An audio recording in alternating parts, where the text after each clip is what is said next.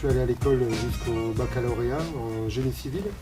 J'ai fait des études en construction et pendant l'été, j'avais souvent travaillé dans le bâtiment, comme maçon, comme peintre, comme charpentier ou poser du placo-plâtre.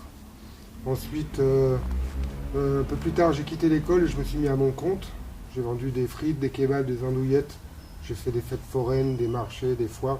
Ensuite, j'ai eu envie de faire autre chose, donc je me suis laissé embringuer avec des copains qui partaient vendre des véhicules en Afrique, donc notamment au Mali et au Sénégal.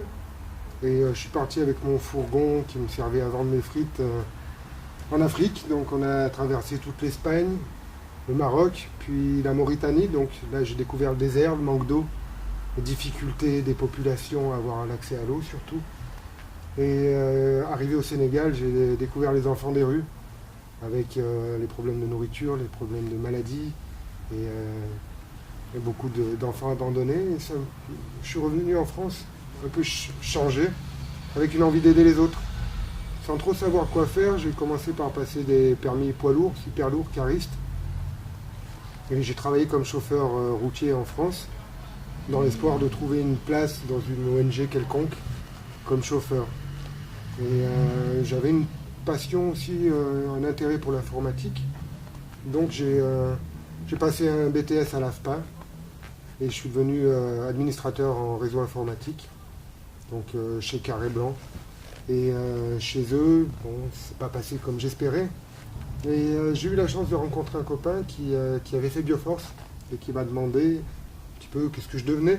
Et là, je lui ai annoncé que j'avais démissionné de chez Carré Blanc et que j'étais un petit peu entre deux au chômage, quoi, beaucoup, mais surtout que je cherchais autre chose à faire. Et lui m'a dit, mais avec ton parcours, pourquoi tu ne ferais pas logisticien?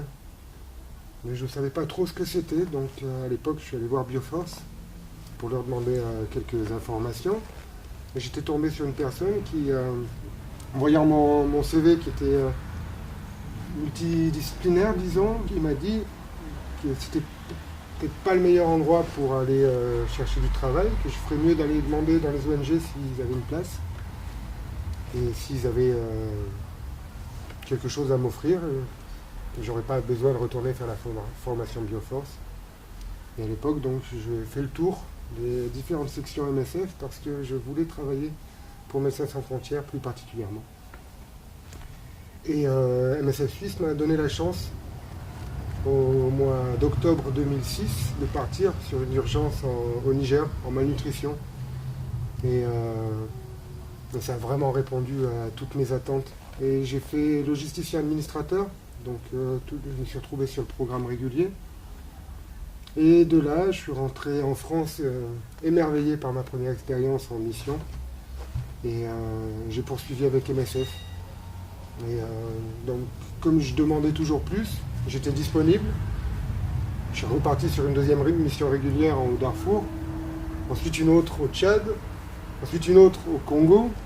Au Congo, les urgences sont arrivées avec des problèmes avec la LRE.